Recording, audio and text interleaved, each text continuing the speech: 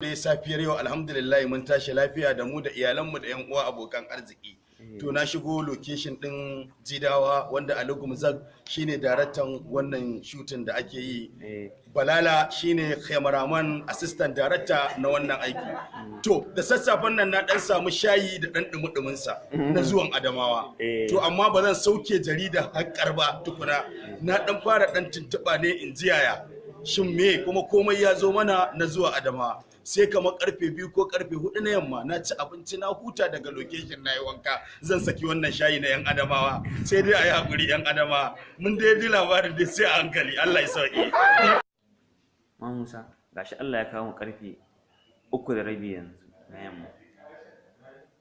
To an ce kyan alƙawari cikawa dama ba wani abu bane kullum ni abin da nake gaya mana mu haɗa kanmu mu daina kin junanmu mu so junanmu kuma tsakaninmu da Allah amma duk yayin da za a rinka tafiya a wargatse a wawware kuma ta kwaɗayi yanzu kaga abin da bai mun daɗi ba an tafi Adamawa an tafi kowa gwiwarsa a ƙasa to amma kuma an dawo abubuwan sai a hankali ni tashin hankalin ma da nake tsoro wannan bayan Allah da kuka zo kuka hayi motarsa a Kano layin guda 3 kowace ɗaya wajen 70,000 to gaba ɗaya an ce 150 ne ma kuɗin